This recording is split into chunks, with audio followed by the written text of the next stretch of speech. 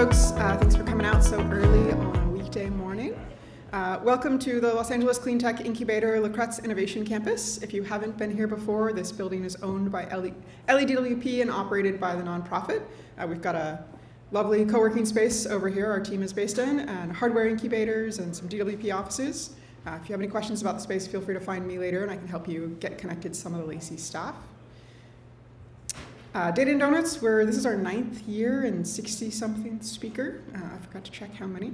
But if you haven't met me before, I'm Vicky. I run Compiler. We're a small software consulting agency here that helps state and local governments with digital transformation projects. And we work here in the Lacey offices as well. A couple of events. This will be up online later. Otherwise, take a screenshot or a picture and Google this. A couple of things we thought you might like. There's one more event I want to shout out happening. Caltrans is doing a lunch and learn for some of their payments data projects this afternoon. Anna in the red shirt has got the info if that sounds interesting to you. A couple of cool jobs that are open right now we thought this community might like. Here for you to look. You can Google these, or if you really can't find them, let me know. I'll send you the link. We're going to kick off the year really strong. We've got, I think, almost every month committed already. I think 10 out of 11 events. Our next one is actually only in 2 weeks. We've got Metrolink for the first time coming out to talk about one of their GTFS projects. Our favorite jobs boards, these are usually the bottom of our newsletter as well, if you're looking for a new gig here in LA. And I'm going to go ahead and introduce our 2 speakers from the library this morning. I am very excited as a former library, or I'm still a library nerd, to introduce Andy Vuong and Edwin Rodarte. Edward's been with the library for over a decade and is a strong advocate internally for 3 different communities he works with. I'll let him tell you more. And Andy has only been with the library about a year, and he's their first full-time data analyst. And with that, I'll let them go ahead and take over. Thank you so much. Like mentioned, my name is Edwin Rodarte. I am a senior librarian at the Los Angeles Public Library, and I work in a department called Emerging Technologies, half of which is sort of like data-driven, and the other half is technology projects. And I'm here with my colleague, Andy Vuong, who is our data analyst, and then I'll let him introduce himself on the second part of the presentation, so we'll get started. So we're going to talk a little bit to you about it's sort of like the intro to our institution, the history, just because we have you as an audience, so we figured why not present you with some of the benefits of what the library has to offer as well. And then we'll go into the data analytics portion of this presentation and have some use cases for you. And that portion will be presented by Andy. So our library is over 150 years old. It was founded in 1872. And as a cool fact, our central library, which is just a few blocks away, is going to be celebrating its 100th anniversary this year. So we have 100 years, sort of like planned celebrations throughout the year, with our kickoff event being next week on January 29th at 11 o'clock. So if any of you are available and want to go, we're going to be unveiling a time capsule that was there 100 years ago. So it should be pretty exciting. There'll be food and a full program for you to enjoy as well. It's one of the largest systems in the United States. We serve millions of people across LA, and we have a network of libraries throughout the city, and I'll talk about that a little bit as well. Our mission is to provide free and easy access to information and technology, ideas, books, and technology that enrich, educate, and empower every individual in our city's diverse communities. So, just out of curiosity, how many of you here have a library card? Okay. Hopefully by the end of this, all of you will have your hands raised, and that you'll get a library card afterwards. But we do have 73 locations throughout the city of LA, so chances are that you live near or close to one of our libraries. There's probably 2 exceptions: Palisades, which is currently, as you know, an unfortunate incident of the fires, and then Benjamin Franklin, which is being renovated. But outside of those 2, feel free to look at the map and find what the closest branch to you is, and that way you can start utilizing our services. And then I'll go into detail what those services are. So first of all, you have free access to information and resources. If you haven't used any of these before, I'll go a little bit into detail with them. We do have over 6 million physical items, titles. These could be books, it could be DVDs, it could be like CDs, music. And the cool thing about it is that it doesn't matter if you live in San Pedro and your item is somewhere in the San Fernando Valley, we'll get it to you within 2 to 3 days. And so you can request any item that our collection has and physically pick it up at your branch location. We also have world-class media. We are the top circulating library in the United States, actually the world, I think, for e-media content. And so you have a very vast collection of e-content if you are interested in utilizing it. So that means you don't even have to step into the library. You can just, from your home, from your cell phone, from your smart device, access our content. Our major applications, these are all third party, so you would have to download them. It's Libby. Libby has the vast majority of our collection. It has ebooks, audiobooks, videos, comics, magazines. And then it sort of acts very like a physical library where you have to wait on the line because we only have so many copies of a specific book. Next, we have Hoopla. Hoopla is also provides audiobooks, ebooks. They have a huge collection of comic books, and that one is instant access. So you don't have to wait at all. So anything that is through Hoopla, you have access right away. We have Canopy. Canopy is a streaming service. It's more for like indie films, documentaries, Criterion Collection, those kind of things you can find through Canopy. And so you have access to that as well. Press Reader is an app that has newspapers from all over the world. So you can just choose the country of origin. It'll give you a list of newspapers or magazines, and then you can start reading articles through there. And the pretty cool thing about them is that they do like real scans, so you'll have the full magazine or the full newspaper, which includes even the ads and everything else. So which is kind of cool. You get the experience of reading an actual newspaper, like a physical copy. With your card, you also have free access to the New York Times and the Wall Street Journal. And so if you're paying for those subscriptions, don't. You can get them through the library. And so it's usually done through daily passes. And so you just put in the library card information, you get a daily pass, you get to read the articles that you want to read, and then the pass expires and you just have to do it all over again. And then we have LinkedIn Learning, which used to be lynda.com before, but essentially it's a great tool for upskilling, for learning new skills and new information. And so it's very robust, and it's put through LinkedIn, so that's also free through the library. And then lastly, obviously, we have, as the library usually does, databases for you to do research. And so our central library has subject departments that are very specialized, where you can come in and ask questions from any librarians and get help on those. So libraries are so much more than just books. I went through just our e-media content, our books and things like that, but we do have and have been at the forefront of digital inclusion efforts for quite a few decades now. It started with things like computer access at our libraries, Wi-Fi, but now we also have things like free printing that you can just come in, print out your stuff for free, even remotely print it and then just pick it up at the library. Also things like lending of hotspots and Chromebooks through our Tech2Go program. So somebody can come in, they don't have a device, they can be added. You can get a hotspot for 6 weeks or a Chromebook for 6 months, and then just use that at your leisure for whatever you need.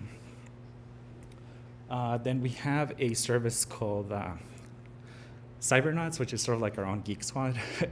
You can have people come in and ask technical questions or technology-related questions where somebody can assist you in the use of a computer or just the use of library resources. And they're also virtual, so you can either chat them, text them, or just phone them up.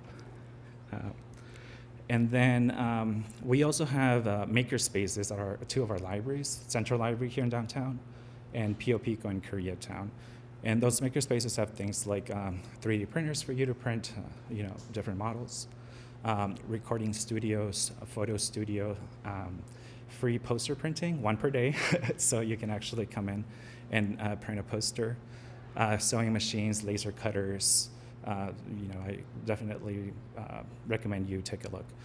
And then something called I forgot. Essentially, it's a digitization station where you can bring in all your media or your VHSs or your old photographs and get them digitized and take them into a digital format. We also offer opportunities for growth and lifelong learning. So adults that maybe didn't finish their high school diploma can do a high school graduation through us or a high school diploma through us. And this is an actual accredited diploma. It's not like a GED or anything like that. So we have graduating classes, and it's all online. It's pretty convenient for any adult to do. We have adult literacy centers throughout our city that assist learners, and that we're always looking for volunteers as well, because we pair a learner with the volunteer to sort of like practice English, and we have a curriculum that they can go through. But we also have ESL classes, things of that sort. We have homework help through tutor.com, and so these tutor.com has all the way up to like college level courses as well that you can get assistance with. And then we even have immigration services at our libraries through our New Americans initiative, where you can do adjustment of status, as well as citizenship applications at no cost to you. So maybe you're traveling and you want to learn new languages. We have language learning services. We have an app called Mango Languages that is great for you to start in learning a new language. So I definitely encourage you to utilize it.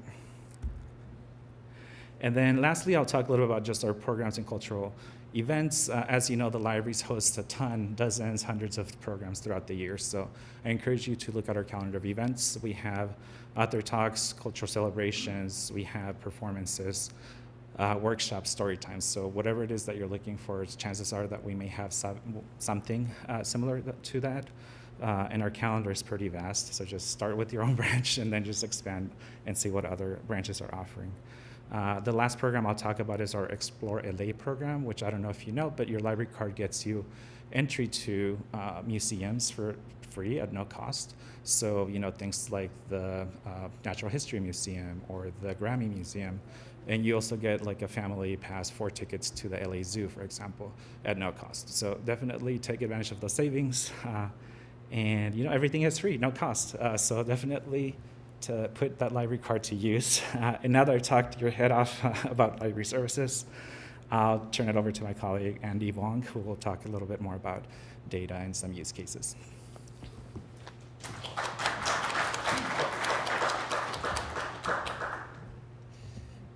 Hey everyone, thanks for having me today. My name is Andy Vuong, and I'm the first data analyst with the Los Angeles Public Library.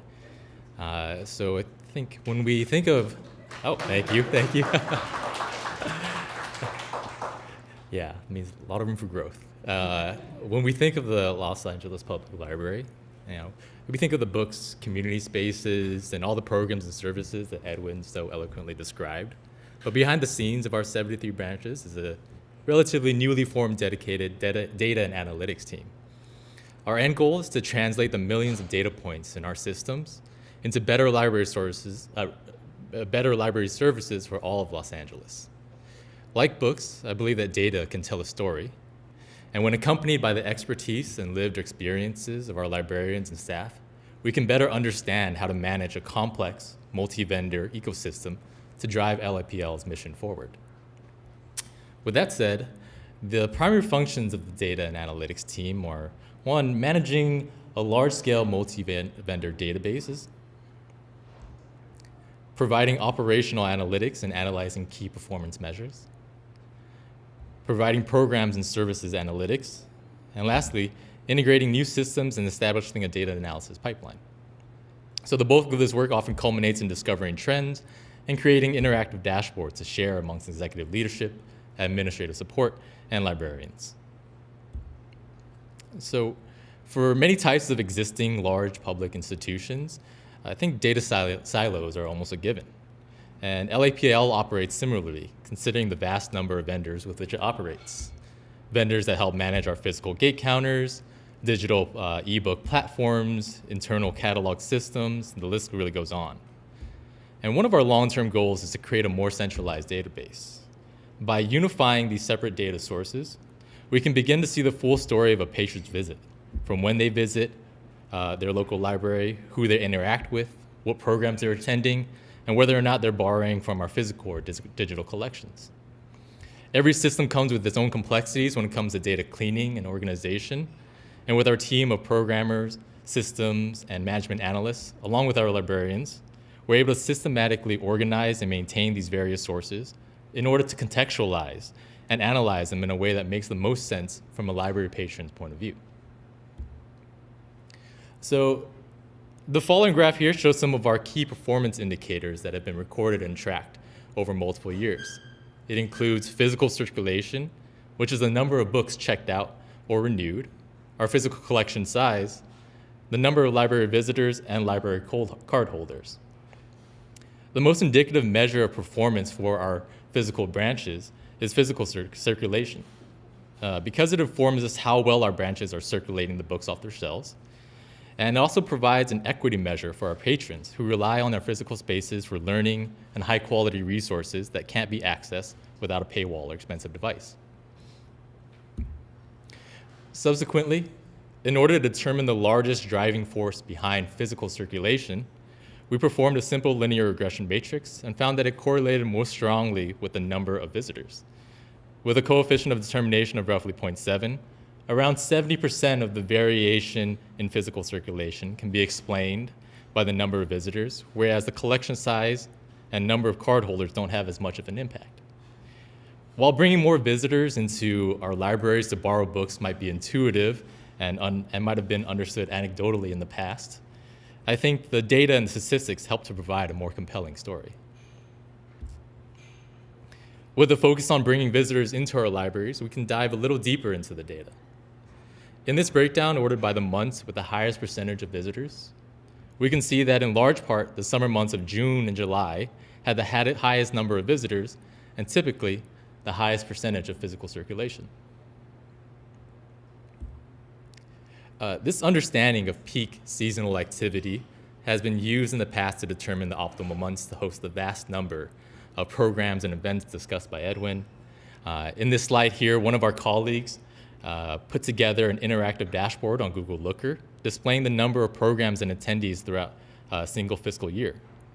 And as seen by the darker blue bars, June and July contain the highest number of programs and typically the highest number of attendees.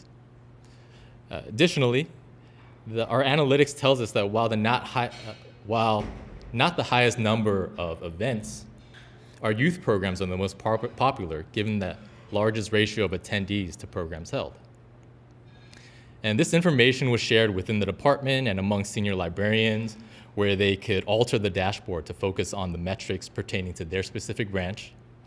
With information specific to their branch and more categorical breakdowns beyond just age group, our librarians can tailor library programs and allocate resources to the specific characteristics of their neighborhood.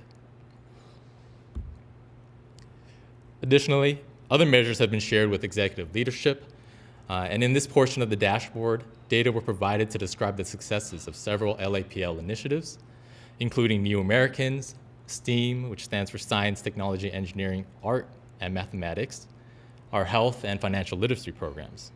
And with this in hand, our management is equipped with data to confidently determine library policy, initiatives, budget allocation, and social impact. And in summary, this information is really just a quick preview of the many functions of LAPL's data and analytics team, from multi-vendor database management, operational analytics, and KPI tracking to programming statistics. Now, in these next couple slides, I'd like to discuss some use cases involving two projects that we've been involved in the past year. The first involves integrating new security camera systems as a new method of tracking the number of library visitors. And the second is analyzing the rise of digital media, or e-media, and understanding typical patron behavior. So, in this first example, new cameras were installed at branches for purposes of increased security And subsequently, this introduced a new way for us to track patron visits. With the introduction of a new system, we established a data pipeline, including data collection, organization, cleaning, analysis, and interpretation for one of our most crucial KPIs, the visitor counts. This image is an example of a traditional gate counter that you might have seen before at your local library. And this older method of tracking visitors partly still relied on manual data harvesting to report monthly total visitors. Though the manual part refers to a librarian recording and transmitting the data rather than a person standing at the door with a clicker. With the introduction of our security cameras, real-time visitor data is collected, eliminating the possibility of human error, equipment malfunction, and freeing up our librarians' time to focus on other high-priority items, such as managing the collection and serving patrons at the reference desk. So this here is an example of a dashboard designed for each one of our branches. This sensor technology allows for live hourly occupancy and weekly occupancy. And with this, we're establishing a time frame to phase out our legacy gate counters, gate counting hardware, in favor of this new standard for tracking the number of visitors. One of the first steps in beginning to utilize this new data was comparing it to data from our legacy hardware. While collecting data using both methods within the same time frame, we made a standard comparison using this box and whisker plot containing data for multiple branches. And this helped us to visualize the distribution of visitor counts for each system, which seemed fairly comparable. Furthermore, to statistically examine the difference between each method, we performed Shapiro-Wilk tests to confirm that the data were normally distributed, and pair t-tests to verify that no significant difference was determined between the two data sets. This gave assurance that the previous method was providing quality data, but also we were able to create a small correction factor, as the older method was undercounting visitors by around roughly 5%. This correction factor is significant because moving forward, it will allow us to make accurate comparisons to historical data. Furthermore, with real-time data, we're able to analyze the busiest day of the week and hour of the day. As seen in these system-wide charts, the busiest day of the week was Thursday, and the busiest time of the day was shortly afternoon. These data have potential uses for staffing models by analyzing hourly visitor counts to adjust programming, security, custodial, and library staff to really match peak usage times. Now, in the next example, while I previously gave a brief overview of key performance indicators regarding our physical media collection, there's been an overwhelmingly rapid rise in library e-media usage over the years. In the next few slides, I'll discuss trends comparing physical to digital media usage, an overview of digital media categories by popularity, and analyses of typical LAPL patron behavior considering library patron geography, and this concept of power users. So this graph here details the monthly physical, which is in blue, and the monthly digital circulation for the past 5 or so years. From these numbers, we can get a strong sense of how patrons utilize LAPL's resources before and after 2020. While it appears that physical circulation has reached a certain threshold of checkouts, digital circulation has shown continuous and steady growth over the years.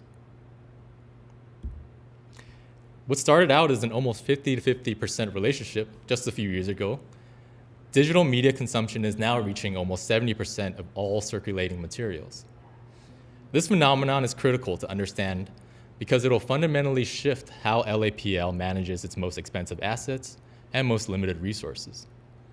It's also an area that requires equitable service delivery that's different from our physical spaces. In one sense, the library's resources become more accessible due to the nature of online material. But on the other, Los Angeles faces a digital divide where the tools necessary to make these resources available are not accessible for all.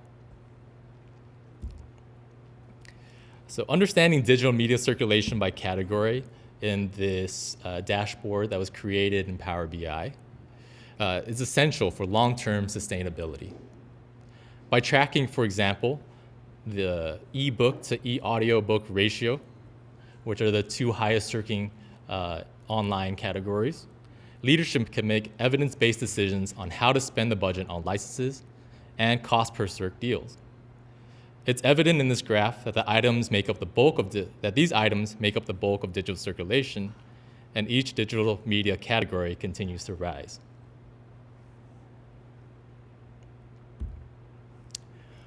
When looking at each category as a percent of total digital circulation, however, we can see that while these items were the most popular in terms of raw circulation numbers, digital magazines, newspapers, and music have begun to make up larger percentages, consuming almost 1/3 of all digital media circulation.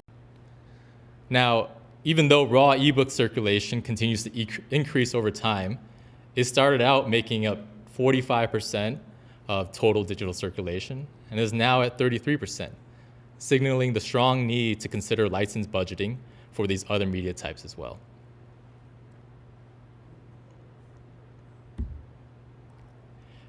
Now, beyond circulation data, we're able to provide de-identified checkout locations for all of our digital patrons. This map here shows that while 99% of our digital transactions originate in California, it's interesting to see how our resources are accessible to patrons across 34 states. By tracking the geographic spread of these patrons, the executive team can understand the global brand power of the Los Angeles Public Library.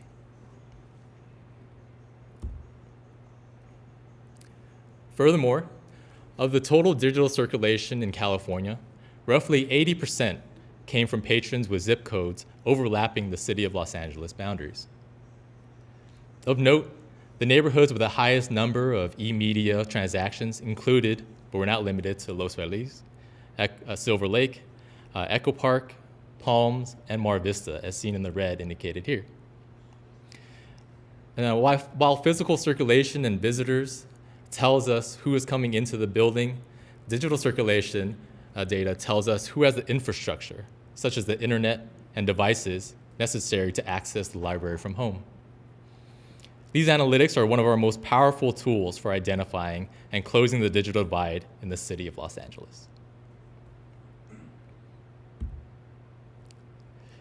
Lastly, from our digital patron information, we've begun to categorize and analyze the type of users that we have.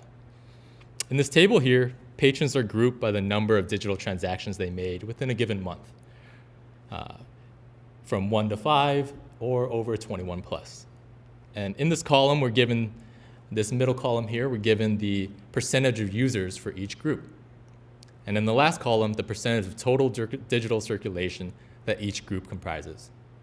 So, for example, 67% of digital patrons make anywhere between 1 to 5 transactions per month, and this comprises of roughly 25% of all digital transactions. On the other end, some 6% of digital patrons make more than 20 transactions a month, accounting for a little over 30% of all digital transactions.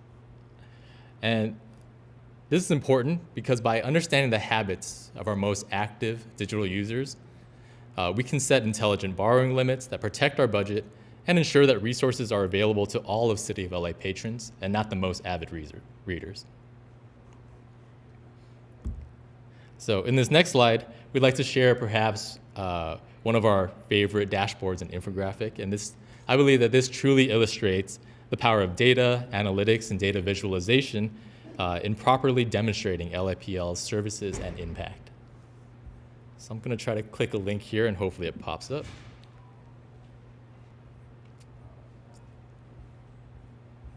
Let's see. It's going to open in a new tab. Okay. I think you're ready to hit escape.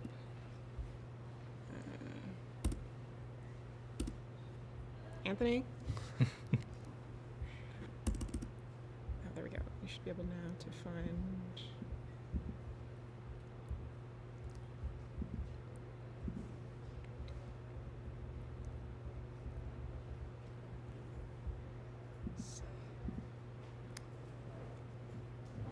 Great. Anthony, will you screen share with someone? Thanks. I'm screen sharing this. Yes.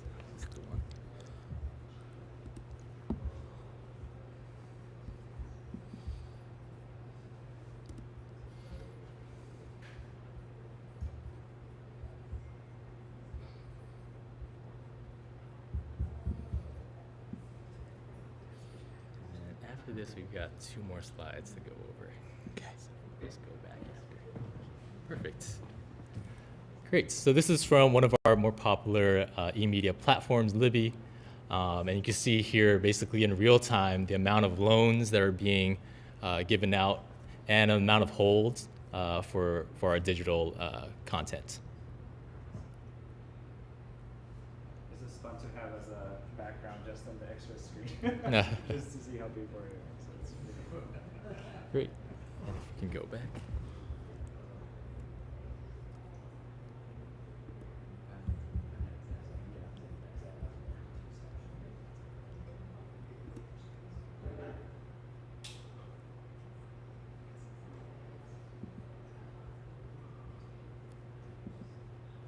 Thanks.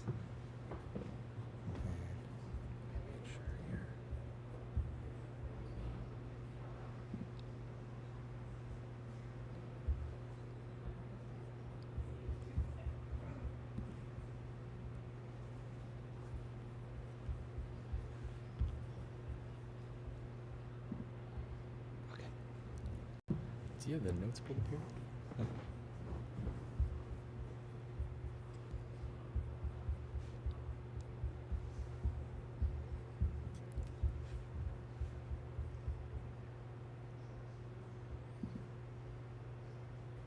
We can even close that if we need to. Oh, perfect. Yeah, you're just gonna have to. That's okay. Yeah. Let's see. All right.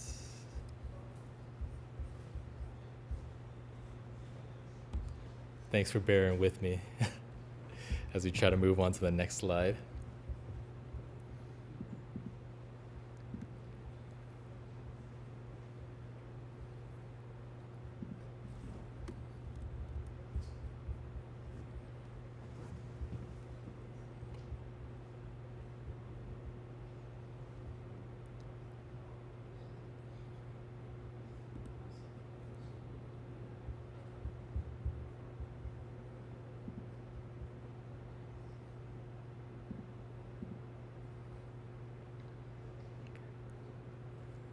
Well, you know, I think we could just talk from here. Yeah, if you just. Oh, do it this perfect. way. Yeah, Okay. just don't walk. Got it. Thanks for the help. All right. And so lastly, for our data and analytics team within LAPL, our future is to continue integrating our services into operations. And this includes creating standards for data governance, data literacy among staff to help make the best of their critical thinking when it comes to data requests, and strategic planning. And I think also eventually, we'd like to be able to include predictive modeling to forecast patron behavior and guide short and long-term operations as well. I think we can move from linear regression to logistic regression models to answer more complex questions, like if a patron visits their local library on a given day, what's the probability that they'll check out a book?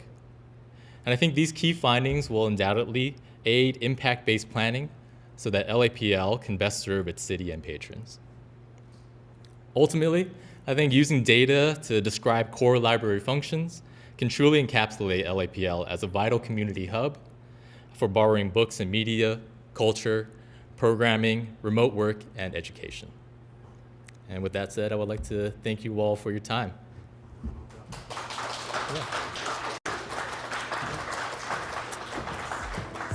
Before we turn off the live stream, can I have you recap the tools you're using? You mentioned Google Looker. Yes, Google Looker, Power BI for a lot of our interactive dashboards and data visualization.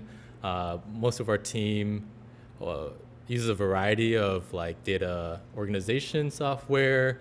They include like typical Excel and Google Sheets, and some of our more tech-savvy folks are have proficiency and expertise using Python, Oracle databases to query our various sources directly. Thank you so much. We'll cut off the live stream now and go into Q&A.